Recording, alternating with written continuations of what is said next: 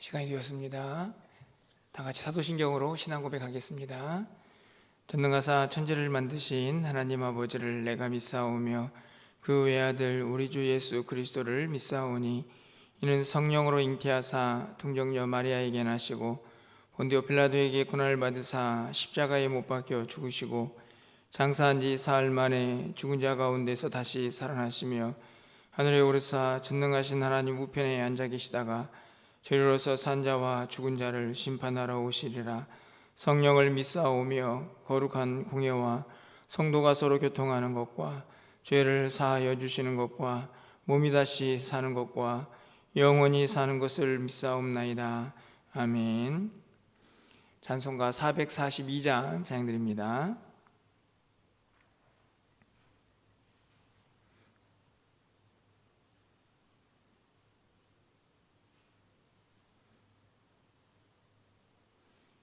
442장입니다.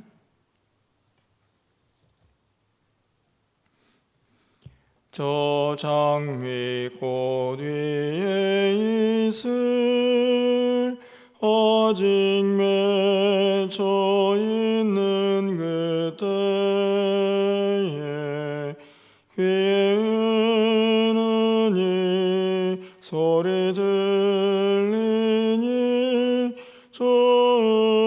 음성 분명하다.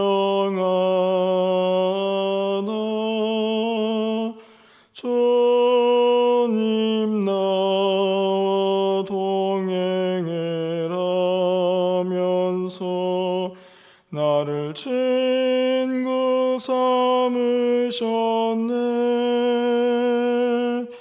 우리 서로 받은 그 기쁨은 알 사람이 없도다.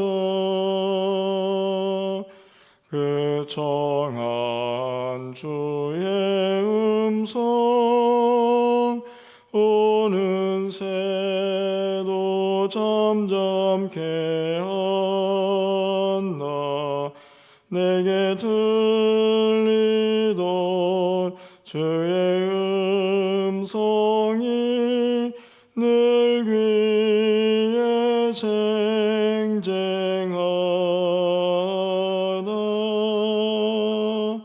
주님 나와 동행을 하면서 나를 친구 삼으셨네. 우리 서로 받은 그 기쁨은 알 사람이 없도다.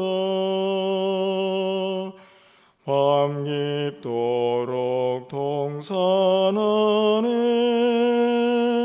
주와 함께 있으려 하나. 괴로운 세상에 할 일 많아서 날 가라 명하신다.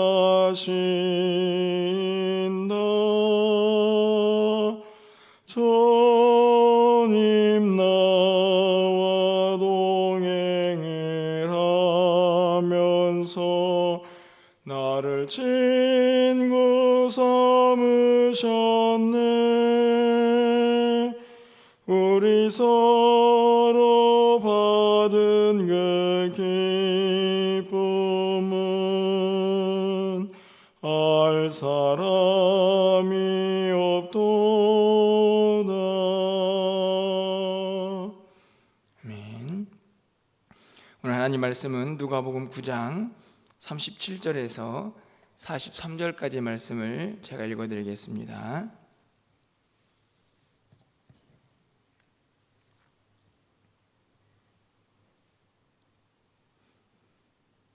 누가복음 9장 37절에서 43절까지 말씀입니다. 이튿날 산에서 내려오시니 큰 무리가 맞을새 무리 중에 한 사람이 소리질러 이르되 선생님 청컨대 내 아들을 돌보아 주옵소서. 이는 내 외아들이니이다. 귀신이 그를 잡아 갑자기 부르짖게 하고 경련을 일으켜 거품을 흘리게 하며 몹시 상하게 하고야 겨우 떠나가나이다. 당신의 제자들에게 내쫓아 주기를 구하였으나 그들이 능히 못하더이다. 예수께서 대답하여 이르시되 믿음이 없고 배역한 세대여, 내가 얼마나 너희와 함께 있으며 너희에게 참으리요. 내 아들을 이리로 데리고 오라 하시니 올 때에 귀신이 그를 거꾸로 들이고 심한 경련을 일으키게 하는지라. 예수께서 더러운 귀신을 꾸짖으시고 아이를 낫게 하사 그 아버지에게로 도로 주시니 사람들이 다 하나님의 위엄에 놀라니라. 아멘. 어제는 베드로와 야고보와 요한이 예수님과 함께 산에 올라가서 기도하던 중에 예수님께서 영광스러운 광채로 그 모습이 변화되는 장면을 목격하고 또 하늘에서 들려오는 음성도 함께 들었던 장면을 말씀을 통해서 살펴보았습니다. 그리고 나서 이 제자들과 예수님이 이제 산을 내려와 한 마을에 도착을 하게 되는데요. 오늘 우리가 읽은 본문을 보면 그들이 만났던 산 위의 광경과는 매우 다른 모습을 살펴볼 수가 있습니다. 산 위에서는 베드로가 초막을 지을 만큼 신비롭고 황홀한 경험을 했다고 하면, 오늘 그들이 대면하는 이 마을의 세상은 고통과 또 아픔과 혼돈이 있는 것을 발견할 수가 있기 때문이죠.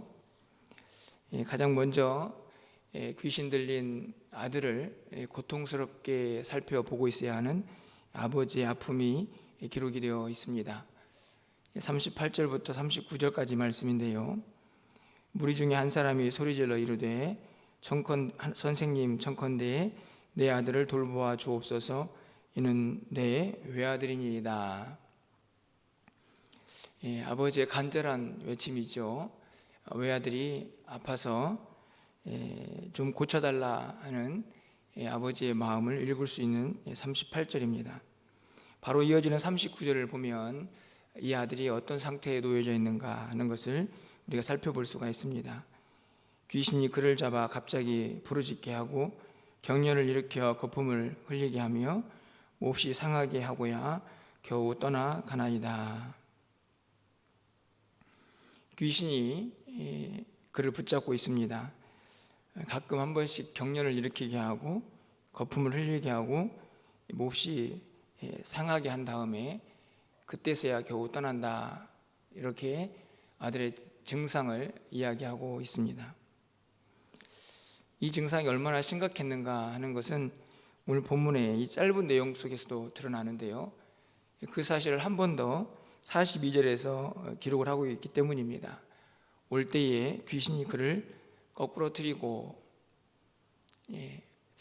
이 39절에 이 아버지의 말이 정확한 사실이다라는 것을 확인이라도 하듯 그 귀신이 아들을 경련을 일으키게 하는 장면이 바로 이어서 기록이 되어 있습니다. 아버지의 마음이 어땠을까요? 귀신이 들려서 한 번씩 경련을 일으키고 거품을 물고 있는 아들을, 그리고 그 아들이 외아들인데 그런 모습을 보고 있는 이 아버지의 고통이 얼마나 컸을까 하는 것을 쉽게 생각해 볼 수 있습니다. 제가 어렸을 때 저희 동네에도 간질을 앓던 한 분이 계셨는데, 마냥 어렸을 때는 그 모습을 볼 때 좀 두려움이 있었는데요. 나이가 조금 지나서 그 모습을 보고 있는데 두려움보다는 이 안타까움, 그리고 그것이 얼마나 힘들까 하는 그런 마음이 들었던 기억이 있습니다. 남도 그렇게 어려움을 겪고 있는 모습을 볼 때 제 마음이 아팠는데요. 외아들인 아들이 그렇게 한 번씩 거품을 물고 경련을 일으키며 쓰러지는 모습을 볼 때 아버지는 얼마나 힘들었을까 하는 생각을 가져봅니다. 하지만 더 큰 아픔이 있죠. 그것은 그 고통을 견뎌야 하는 사실 당사자입니다. 귀신이 그를 지배할 때마다 몸은 경련을 일으키고 자신이 어떻게 해볼 수 없는 상황 속에 직면을 하게 되죠.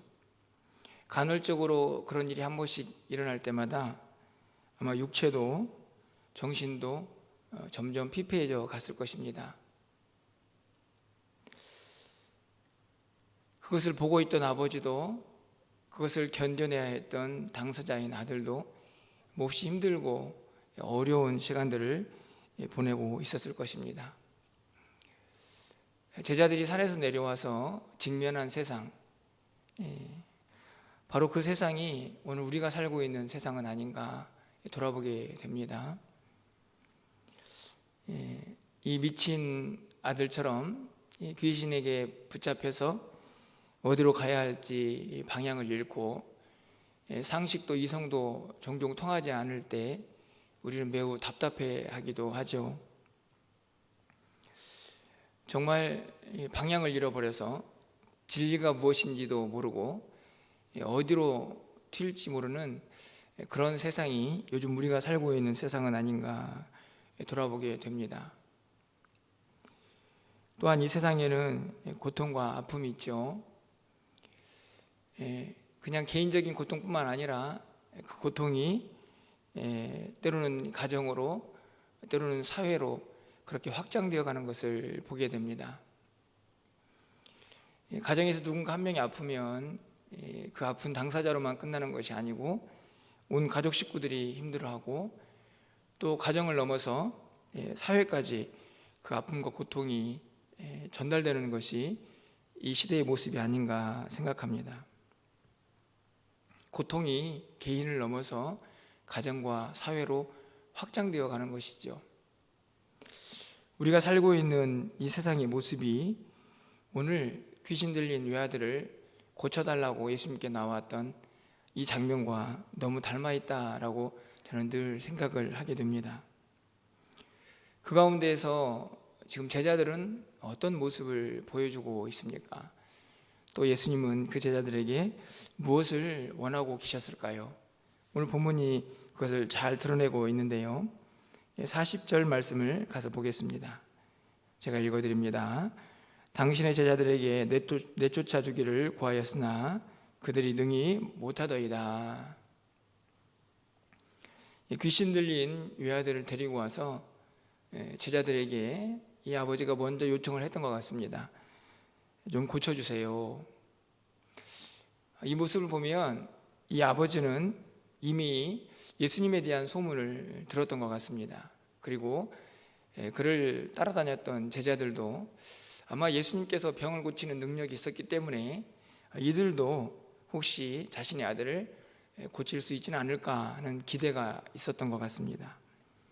그래서 먼저 제자들에게 아들의 병을 고쳐달라고 기도를 하고 간구를 했던 것이죠.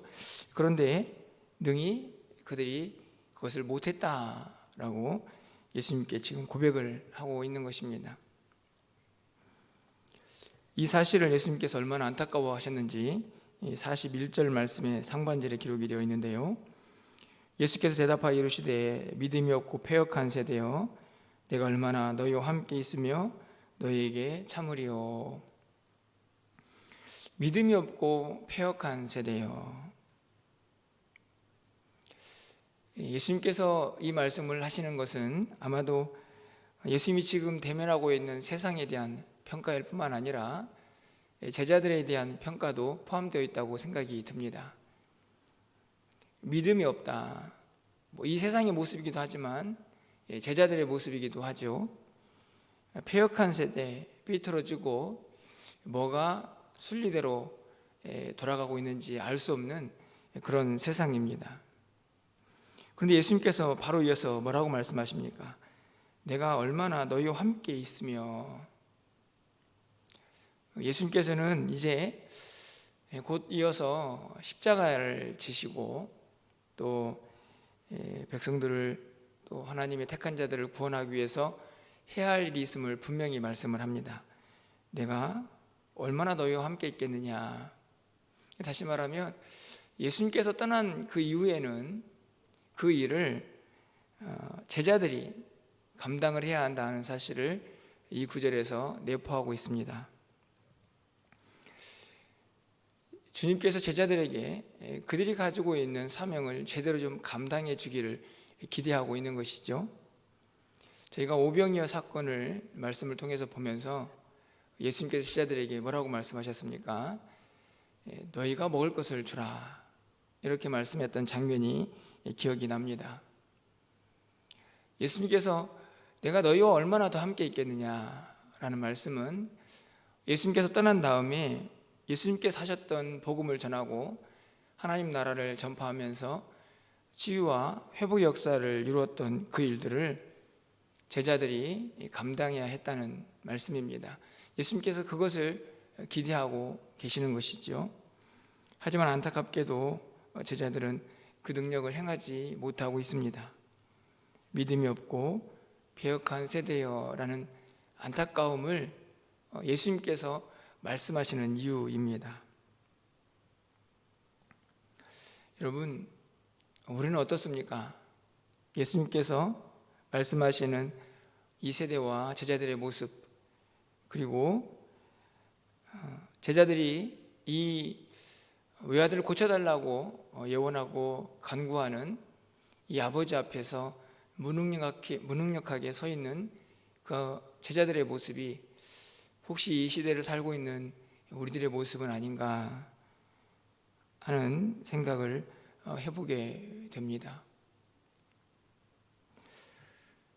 예수님께서는 지금 이 시대에 또 우리에게 무엇을 요구하고 계실까요?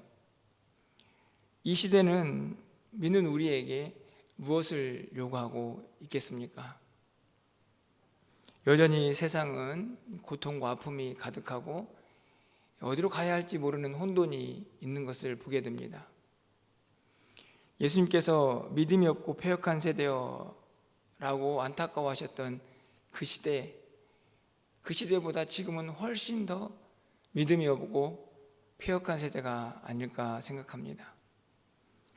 그렇다면 더 많은 능력과 또 더 많은 기대, 그것이 요구되고 필요한 시대를 살고 있다고 말할 수가 있는 것입니다. 그런데 우리는 과연 이 세상 앞에서 무엇을 주고 어떤 모습으로 서 있는가 하는 것을 돌아보게 되는 것이죠. 오늘 본문에는 기록이 되어 있지 않지만 이 본문과 같은 내용을 다루고 있는 마태복음과 마가복음에 가보면 제자들이 예수님께 묻는 장면이 나옵니다. 뭐라고 물어보냐면, 예수님, 우리는 왜 귀신을 못 쫓아냈습니까? 왜 우리에게는 그런 능력이 나타나지 않았습니까? 라고 묻는 장면이 나오죠. 그때 마태복음 17장 20절에서 예수님께서 이렇게 말씀을 하십니다. 제가 읽어드립니다. 이르시되 너희 믿음이 작은 까닭이니라. 진실로 너희에게 이르노니 만일 너희에게 믿음이 겨자씨 한 알만큼만 있어도 이 산을 명하여 여기서 저기로 옮겨지라 하면 옮겨질 것이요 또 너희가 못할 것이 없으리라. 믿음이 작다, 이렇게 말씀을 하시죠. 예수님께서 오늘 41절에서 믿음이 없는 세대라고 하시는 말씀과 맥을 같이 합니다. 제자들이 믿음이 작았기 때문에 능력이 나타나지 않았다 하는 말씀입니다. 마가복음 9장 29절에서는 이렇게 말씀합니다.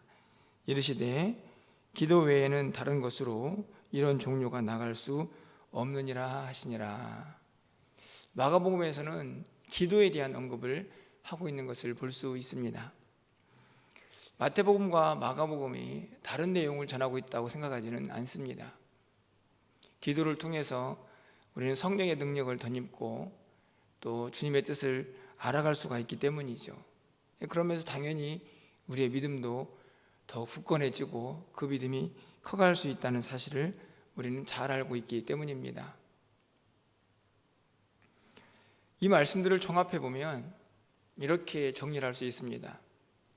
이 세상은 어떤 모습이고, 주님께서는 또 이 세상은 우리 믿는 사람들에게 무엇을 기대하고 있고, 그리고 마지막으로 그 기대에 부응하기 위해서 우리는 어떤 모습을 간직해야 하는가.